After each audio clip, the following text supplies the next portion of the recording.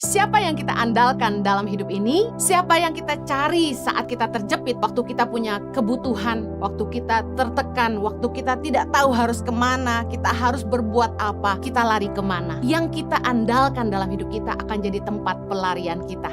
Firman Tuhan mengajarkan kepada kita untuk tidak mengandalkan kekuatan sendiri, yaitu kekayaan kita, kepandaian kita, kekuasaan, pengalaman, jabatan. Seringkali dalam hidup kita merencanakan masa depan dengan pikiran dan kemampuan kita yang terbatas. Kita pakai ukuran kita sendiri. Tapi tahukah Anda, seringkali ukuran yang kita pakai itu kadang-kadang kerendahan karena kita kurang percaya Tuhan, atau bahkan ketinggian karena kemauan kita terlalu banyak. Dan kita lupa bahwa Tuhanlah yang pegang kendali hidup ini. Manusia boleh berencana, tapi Tuhan yang menentukan semuanya. Seringkali kita maksa apa yang kita mau untuk hidup kita, tanpa mau ngerti apa rencana Tuhan sebenarnya. Manusiawi sekali ya, kebanyakan kita akan minta tolong sama orang hebat, orang yang punya kekuasaan untuk menolong kita. Makanya seringkali yang jadi andalannya orang gini, oh saya ini kenal menteri-menteri, saya ini punya teman di TNI, wah gitu-gitu kan. Jangan merasa kuat, jangan merasa hebat, tetap andalkan Tuhan. Hiduplah takut akan Dia dan harapkan kasih setianya menyertai kita. Kita ini bukan siapa-siapa tanpa Tuhan.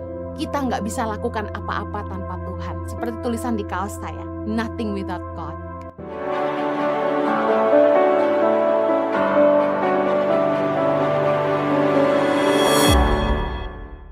Senang sekali saya bisa kembali melayani Anda dalam ibadah online. Hari ini saya akan menyampaikan firman Tuhan tentang hidup mengandalkan Tuhan. Siapa yang kita andalkan dalam hidup ini adalah kepada siapa kita berseru saat kita butuh. Firman Tuhan dalam Yeremia 17 ayat yang ke-7 berkata, diberkatilah orang yang mengandalkan Tuhan, yang menaruh harapannya pada Tuhan. Dikatakan diberkati orang yang mengandalkan Tuhan.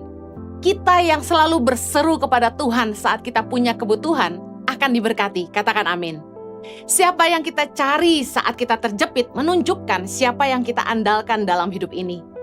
Waktu kita punya kebutuhan, waktu kita tertekan, waktu kita tidak tahu harus kemana, kita harus berbuat apa, kita lari kemana. Yang kita andalkan dalam hidup kita akan jadi tempat pelarian kita. Firman Tuhan mengajarkan kepada kita untuk tidak mengandalkan kekuatan sendiri, yaitu kekayaan kita, kepandaian kita, kekuasaan, pengalaman, jabatan. Jangan mengandalkan kekuatan sendiri. Mari kita bahas firman Tuhan sama-sama tentang belajar mengandalkan Tuhan. Yang pertama, tidak mengandalkan kekuatan sendiri. Kita harus belajar mempercayai Tuhan segenap hati, mempercayakan hidup kita kepada tangan Tuhan yang kuat. Amsal 3 ayat 5 berkata gini, percayalah kepada Tuhan dengan segenap hatimu, dan janganlah bersandar kepada pengertianmu sendiri. Seringkali dalam hidup kita merencanakan masa depan dengan pikiran dan kemampuan kita yang terbatas. Kita pakai ukuran kita sendiri, kita pakai apa yang menurut kita baik. Kita pintar sekali jadi arsitek dalam hidup ini. Tapi tahukah Anda, seringkali ukuran yang kita pakai itu kadang-kadang kerendahan karena kita kurang percaya Tuhan, atau bahkan ketinggian karena kemauan kita terlalu banyak. Dan kita lupa bahwa Tuhanlah yang pegang kendali hidup ini. Manusia boleh berencana, tapi Tuhan yang menentukan semuanya. Nah, apa maksudnya? Jangan mengandalkan pengertian kita sendiri adalah ini. Kita harus ngerti bahwa rancangan kita belum tentu rancangan Tuhan. Yesaya 55 ayat 8 berkata gini, sebab rancanganku bukanlah rancanganmu, dan jalanmu bukanlah jalanku. Demikianlah firman Tuhan. Seringkali kita maksa apa yang kita mau untuk hidup kita, tanpa mau ngerti apa rencana Tuhan sebenarnya. Kita ngedesain hidup kita sendiri. Oh, nanti saya umur sekian harus nikah. Nanti umur sekian saya udah harus punya rumah. Oh, nanti kita harus punya rumahnya seperti ini. Saya nanti kalau punya istri harus yang seperti ini. Kita desain semuanya. Anak harus berapa. Kita seringkali lupa untuk datang sama Tuhan dan mengandalkan hikmat dari Tuhan, meminta tuntunan Tuhan dalam hidup kita. Saya mau share hidup saya. Dulu sekali waktu saya masih muda, baru nikah dengan suami saya, Pastor Yohanes Kristianus, saya berpikir, saya nih akan kerja, jadi pengusaha, supaya saya bisa menopang pelayanan suami saya. Bahkan waktu masih muda sekali, suamiku juga pernah bilang, nanti aku pelayanan, kamu yang support aku ya, gitu.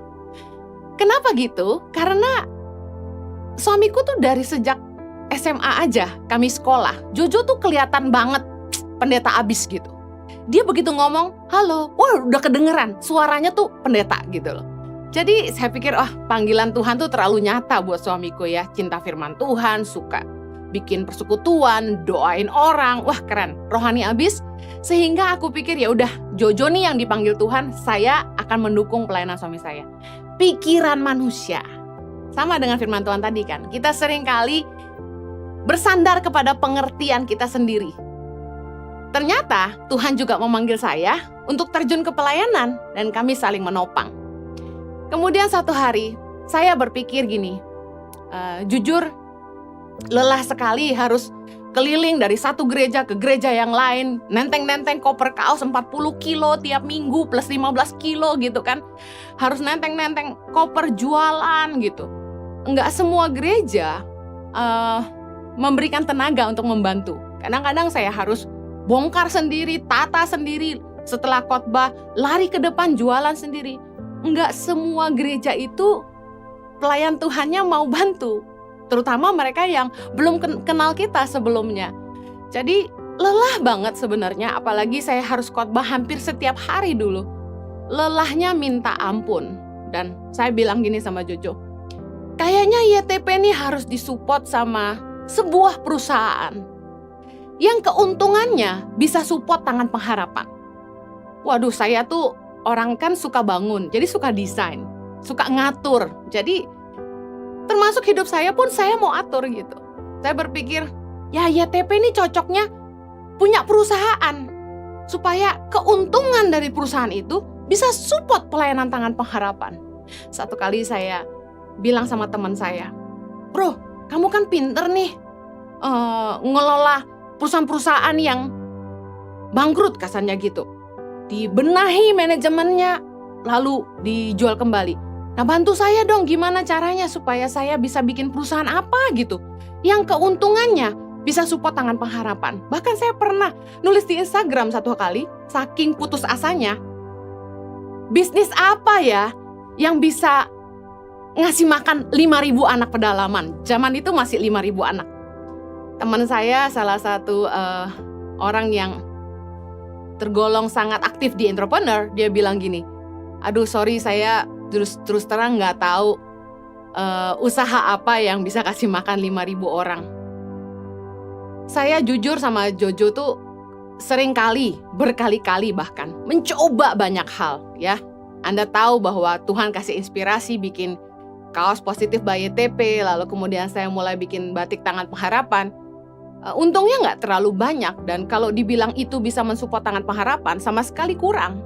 Dan sampai hari ini apa yang saya pikir harus kami buat, yaitu sebuah perusahaan yang keuntungannya bisa support Tangan Pengharapan, nggak terrealisasi. Semua hanya angan-angan karena bukan itu kehendak Tuhan.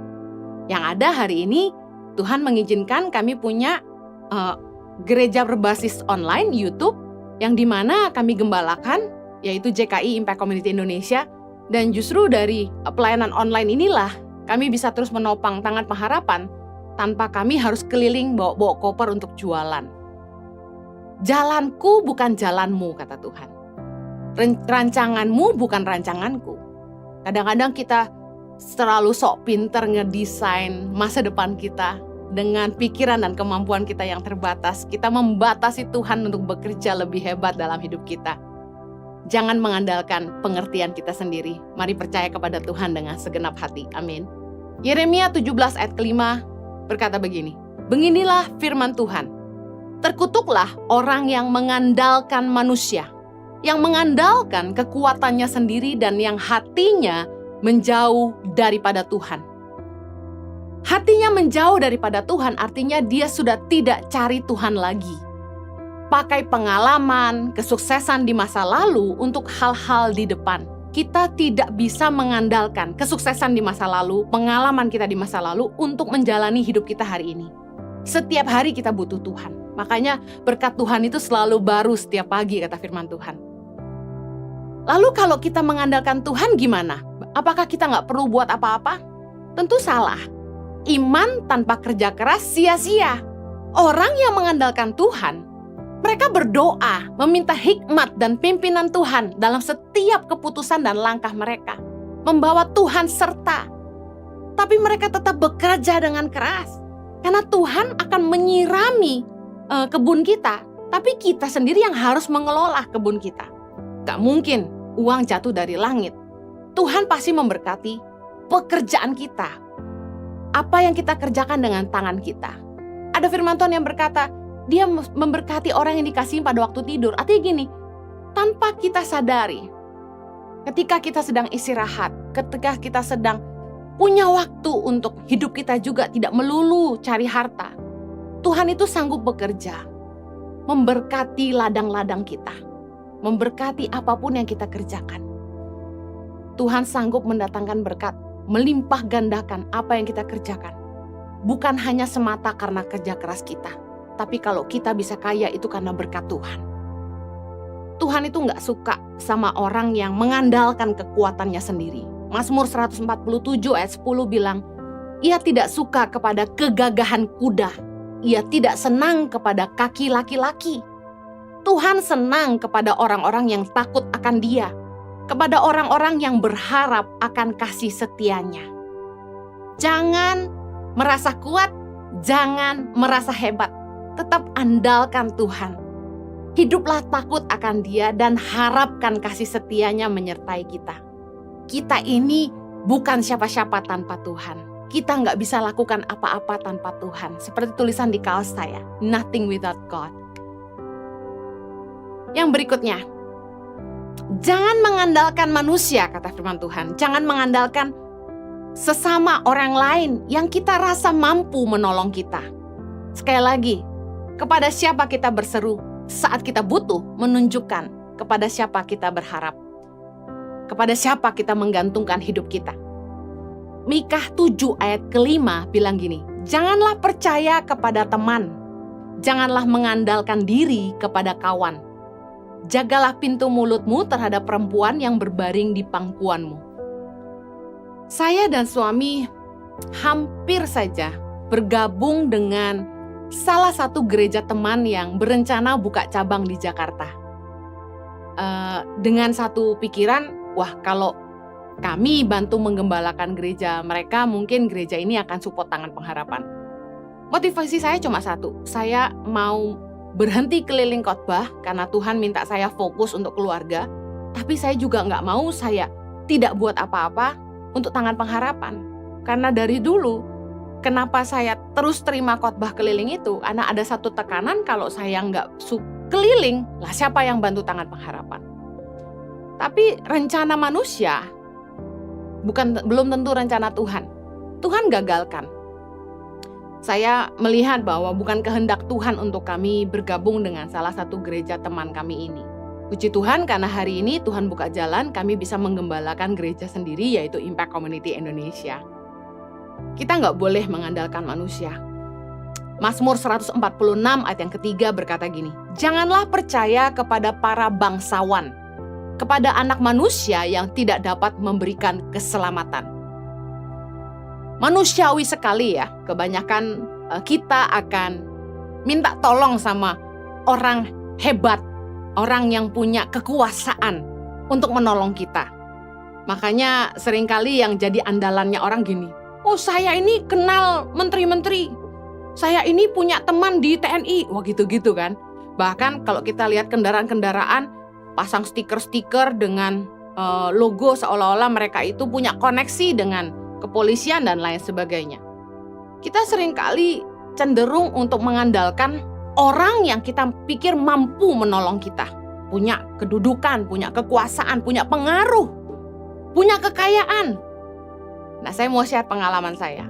Dulu saya pernah menyerahkan diri saya untuk melayani di yayasan orang lain. Yayasannya pemilik seorang bangsawan di Indonesia yang cukup kaya raya. Koneksinya sangat dekat dengan orang-orang di istana tentunya. Nah, dengan harapan kalau saya mau membantu yayasan beliau, bekerja pada beliau, beliau juga akan memelihara YTP, memelihara Tangan Pengharapan. Tapi Tuhan gak izinkan. Karena dia sempat bilang gini sama saya, kalau kamu bantu saya, YTP saya ambil aja.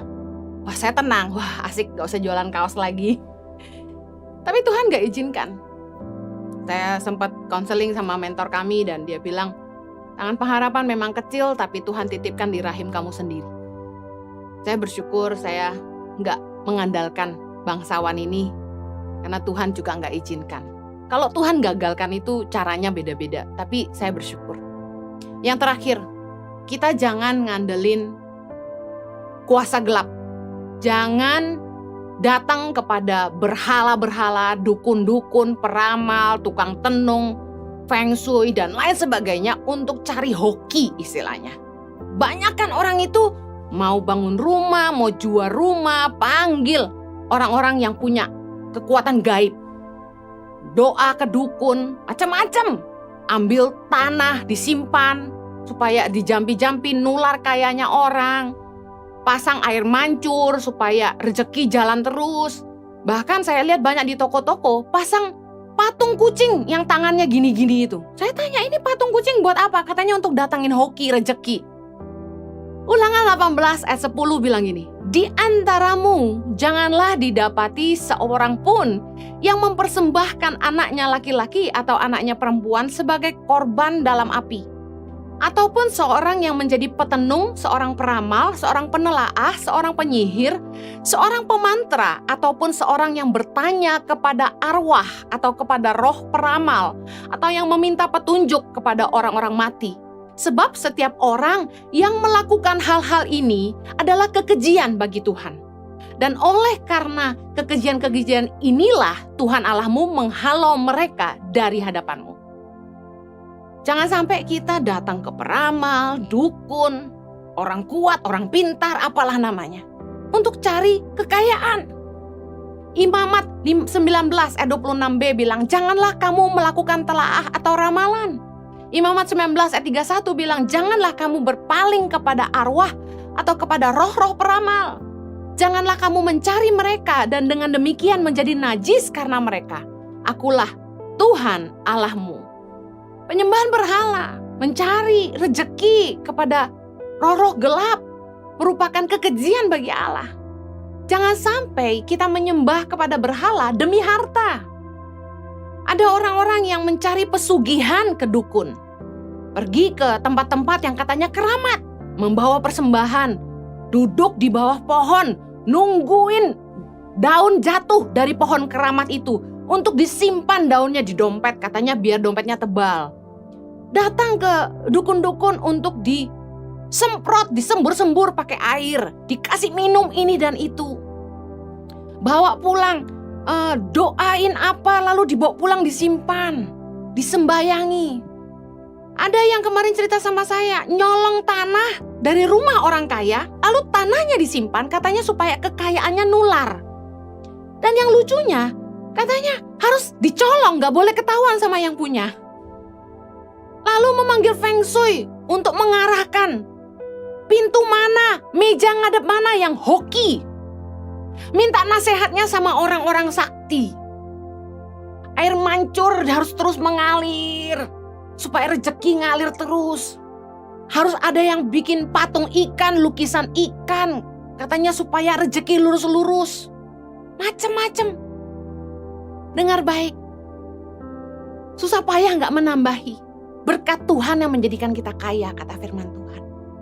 Siapa yang menjadi andalan kita, biasanya jadi tempat ketergantungan kita. Kita akan takut kehilangan orang yang kita andalkan. Dan kita akan hormat sama orang yang kita andalkan. Kita akan baik-baikin mereka. Bawain sesembahan supaya ngambil hatinya. Biarpun gak dimakan, bawain makanan terus. Biarpun gak butuh, dikasih hadiah terus. Kenapa? Orang-orang yang menjadi tempat ketergantungan, yang kita andalkan, biasanya kita takut kehilangan dan kita hormatin dan kita baik-baikin. Mari lakukan hal yang sama kepada Tuhan. Kalau kita mau belajar hidup mengandalkan Tuhan, saya mau tutup dalam 3 hal ini. Yang pertama, kita harus punya ketergantungan akan pimpinan Tuhan. Mari datang kepada Tuhan tiap hari dan minta hikmat Tuhan dalam kita menyelesaikan semua masalah. Dalam setiap pengambilan keputusan. Waktu kita harus mengambil langkah apa yang harus kita ambil. Ayo andalkan Tuhan. Doa, Tuhan tolong aku. Jatuhkan hikmat dalam hatiku. Tuhan pimpin aku. Jangan sampai aku buat keputusan yang salah. Tuhan tolong berbicaralah. Saya tuh kalau lagi tanya Tuhan sesuatu, Tuhan belum ngomong-ngomong, saya kejar terus. Pagi, siang, malam saya tanya terus, Tuhan ngomong dong, Tuhan aku harus gimana? Karena satu keyakinan saya bahwa tanpa pimpinan Tuhan tidak ada keberhasilan. Mari yakini sama-sama kalau kita mau belajar mengandalkan Tuhan. Tanpa pimpinan Tuhan tidak ada keberhasilan. Milikilah ketergantungan akan pimpinan Tuhan. Belajar seperti Musa dalam Keluaran 33:15 berkata begini. Berkatalah Musa kepadanya, jika engkau sendiri tidak membimbing kami, janganlah suruh kami berangkat dari sini. Bayangkan, bilang sama Tuhan, kalau Tuhan gak nyertai kami gak mau pergi. Amen. Yang kedua, mari belajar mengandalkan Tuhan. Seperti kita takut kehilangan orang yang kita andalkan, takutlah hilang penyertaan Tuhan dalam hidup. Mazmur 51 ayat 11. Raja Daud berdoa begini, janganlah membuang aku dari hadapanmu, dan janganlah mengambil rohmu yang kudus daripadaku. Daud tidak mau kehilangan Tuhan dalam hidupnya. Tidak mau kehilangan hadirat Tuhan. Daud tidak mau Tuhan mengambil rohnya daripadanya. Mari miliki rasa Tuhan, aku gak mau kehilangan penyertaan Tuhan. Tuhan sertai aku, jangan tinggalkan aku. Aku gak bisa hidup tanpa Tuhan. Nah, kalau kita punya rasa takut kehilangan penyertaan Tuhan, kita akan menjaga hati Tuhan. Kita akan menjaga hidup kita berkenan kepada Tuhan. Kita jaga hidup dalam kebenaran, dalam kekudusan. Kita akan lebih cinta Tuhan daripada cinta uang. Karena kita tahu kalau sampai kita berbuat hal-hal yang tidak menyukakan hati Tuhan, Tuhan mungkin marah sama kita. Tuhan mungkin gak akan menyertai apa yang kita kerjakan. Dan karena kita tahu tanpa penyertaan Tuhan, kita gak akan bisa buat apa-apa. Kita akan jaga hati Tuhan. Seperti kalau Anda sayang sama istri Anda mau jaga perasaan istri Anda gak akan melakukan hal-hal yang menyakiti hatinya. Sama dengan Tuhan, kalau Anda tidak mau kehilangan penyertaan Tuhan, gak mau kehilangan rohnya dalam hidupmu, ayo cintai dia lebih daripada hartamu. Cintai dia daripada selingkuhanmu. Mari jaga hidup dalam kebenaran dan kekudusan. Jangan mencuri, jangan mengambil apa yang bukan bagianmu. Jangan korupsi, jangan makan suap. Mari hidup sungguh-sungguh layak di hadapannya. Pastikan kita berkenan kepadanya. Yang terakhir, kalau kita mengandalkan Tuhan, marilah kita sungguh-sungguh menjaga hidup kita dalam kebenaran dan perkenanan Tuhan. Hormati Tuhan dalam hidupmu. Kalau ada orang yang support hidup kita, kita pasti hormat sama orang itu. Kita jaga perasaannya. Amsal 3 ayat 7, janganlah engkau menganggap dirimu sendiri bijak. Takutlah akan Tuhan dan jauhilah kejahatan. Amsal 16 ayat 6, dengan kasih dan kesetiaan, kesalahan diampuni karena takut akan Tuhan, orang menjauhi kejahatan. Kalau kita sungguh-sungguh mengandalkan Tuhan, kita akan jaga perasaan Tuhan. Kita akan hormati dia. Kita gak akan lakukan hal-hal yang tidak menyenangkan hatinya. Kita pastikan hidup kita selalu berkenan kepada Tuhan. Mari andalkan Tuhan dalam hidup ini. Kepada siapa kita berseru saat kita butuh. Menunjukkan siapa yang menjadi andalan dalam hidup kita. Pastikan Anda mengandalkan Tuhan dan bukan kekuatanmu sendiri. Pastikan Anda mengandalkan Tuhan dan bukan kecerdasanmu sendiri. Pastikan Anda mengandalkan Tuhan dan bukan teman, bukan bangsawan, bukan orang kaya yang kita pikir bisa bantu kita. Kalau Anda mengandalkan Tuhan, pastikan Anda tidak menyembah berhala, tidak mencari kesugihan dari tempat-tempat yang salah. Mari andalkan dia dalam hidup ini.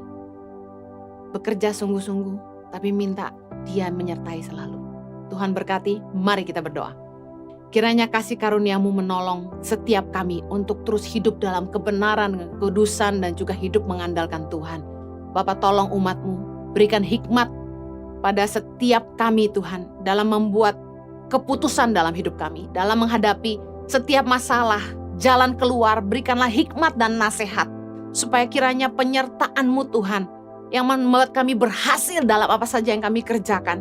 Tuhan, kiranya Engkau boleh mengurapi kami, memberkati pekerjaan tangan kami, sehingga apa saja yang kami buat pasti berhasil. Terima kasih Tuhan, sertai umat-Mu dimanapun mereka berada. Kami percaya Engkau akan memberikan kepada kami kemenangan atas setiap pergumulan kami. Demi nama Yesus kami berdoa. Amen.